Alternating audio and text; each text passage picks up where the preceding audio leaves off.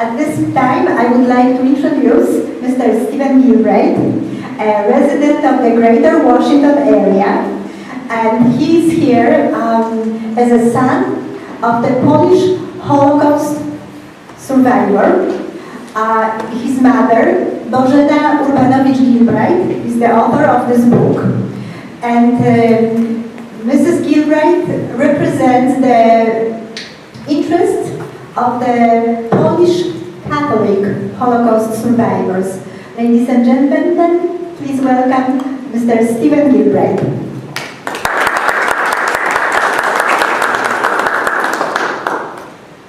Thank you.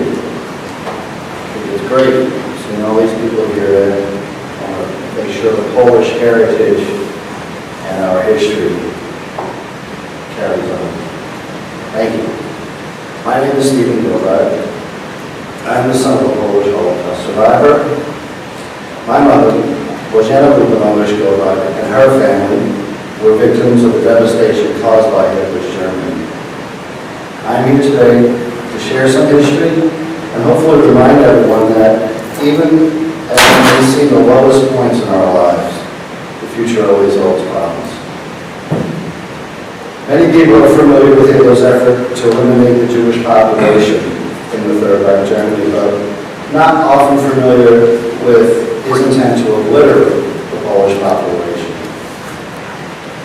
In Hitler's speech in Obersalzberg, just 1 week prior to launching his attack on Poland in 1939, he stated to his military commanders, and I quote, "Accordingly, I have placed my death head formations in readiness, for the present only in the East, with orders to them to send to death, mercilessly and without compassion, men, women, and children of Polish derivation and language. Only thus shall we gain the living space, or Lebensraum, which we need." Those are Hitler's words to his commanders: send to death mercilessly and without compassion men, women, and children of Polish derivation and language. Thus, the threat of simply being Polish was just as real as the threat of simply being Jewish. And the book Children of Terror, which my mother co-authored with her Jewish friend, provides us a unique insight to the plights of a Polish child and a Jewish child struggling to survive a racial purging no one would ever want to see repeated. So, we all need to appreciate what it truly means to humanity when people are rounded up and targeted based on their national heritage or religious or political beliefs. We need to truly understand what it means for a family to be forcibly separated by a government. I'm here today not only as the son of a Holocaust survivor, but also as the grandson of a woman who was separated from her children when taken into custody by a xenophobic racist government. My grandmother was separated from her husband and her children for over 13 years, simply because she spoke negatively about the political atmosphere that existed under Hitler's government. When you read my mother's book, Children of Terror, you will be rewarded with an insight of not only how we could all suffer under intolerance, but how we can survive and rise above it. The author's journey through this period of harsh Nazi nationalistic agendas shows us that in the end, we all share the same desires to not just survive, but to succeed.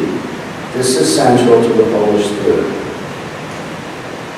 The challenge to the Polish nation and the people of Europe in World War II was an atrocity for so many, but the spirit and endurance of the Polish state persisted. So many heroes of the Polish underground and government in exile refused to accept another demise of the Polish state, and not only fought to defeat the enemies, but also to ensure a thriving Polish land would continue to exist. I'm proud of my Polish heritage. In my statement here today, I want to share some historical facts of the era my mother survived as a reminder of the true essence of the heritage we all share. I want to also thank the Library of Congress and of course in Wikipedia and some of the research that was available for me to perform. 1939, the Polish armed forces in the West formed to fight alongside the Western Allies against Nazi Germany and its active stations during World War II. These Polish forces were part of Allied shock troops, sent to fight behind enemy lines and typically be the first to attack enemy positions. Other Polish forces, the Polish armed forces in the East, were raised within Soviet territories for the same purposes. In 1940, the Polish government in exile signed an agreement with the British government to form a Polish Air Force in the UK and form two Polish fighter squadrons, the 302 Poznański Squadron and the 303 Kosciuszko Squadron. The squadrons were composed of Polish pilots and ground crews. British Air Officer Commander Hugh Dowding said that had it not been for the magnificent work of the Polish squadrons and their unsurpassed gallantry, I hesitate to say that the outcome of the battle would have been the same. The largest of all Polish resistance organizations was the Home Army, or AK, Armia Krajowa, which was loyal to the Polish government in exile in London. The AK was formed in 1942 and numbered about 100,000 members. In the beginning of 1943, it had reached a strength of about 200,000. In the summer of 1944, when Operation Tempest, which was a Polish Home Army uprising, when that began, AK reached its highest membership numbers, estimated to be between 300,000 and 500,000 troops. The underground organization Gilbride was born the same year and was supported by the Home Army, which provided facilities for forging German identification papers.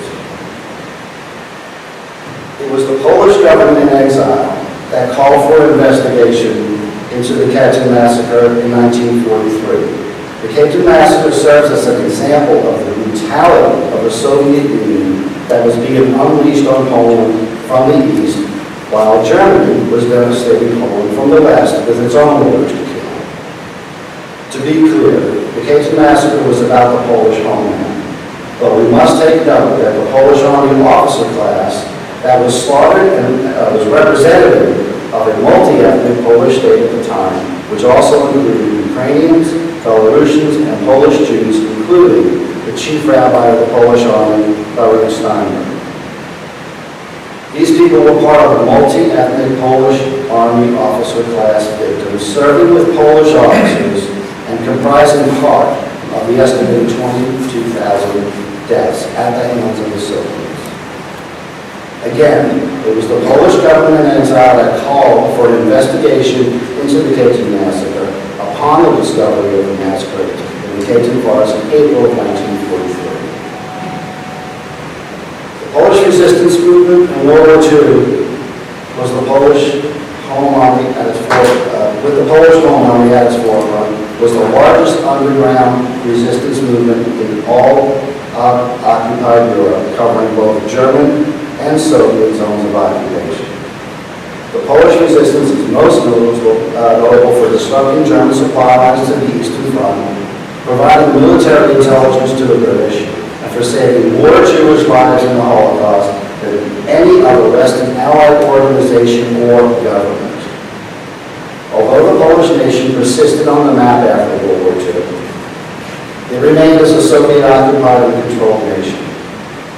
But again, the Polish spirit for democracy and independence would rise, and ultimately, with the leadership of Lech Walesa and the working unions, would attain semi-free elections in 1989. I personally attended the Catholic University in Lublin in 1984, and I saw the feelings of suppression and the spirit of resistance in the Polish people. We were embraced because we were Americans, and the Polish citizens quietly made clear to us their disdain for the occupying Soviets, and their desire to have Poland not just be a section of the USSR on a map, but return to a truly independent nation. So while some European nations were able to truly celebrate the end of the war and the end of foreign occupations in 1945, the battle persisted for others, including Poland. And the Polish people endured, in their true spirit to ensure the existence of a proud, independent nation we have today. Polish citizens risked and often gave their lives not just for the soil the country would stand on, but for whom it would stand with and for the principles of humanity. This is us. This is our heritage to carry forward. Let us all remember the Polish citizens that fought for what we have today, a national heritage we are proud of. In closing, I want to share a point to you that demonstrates that the spirit of the Polish people we embrace throughout history does persist today. I recently had the honor of working with Polish Heritage Group members to defend how our Polish history would be represented in recent House and Senate bills. I believe we successfully steered the language in those bills from being what would have been a false and misleading representation of Poland. We all need to continue to be cognizant of our past through the reading of history and books such as Children of Terror, so we can continue not only to stand up for our Polish heritage, but continue to help others who may be the victims of modern-day discrimination or inhumane acts. That is our proud history, our current stature, and our future. Thank you for your time. I want to say Poland has not yet perished so long as we still live. Dziękuję.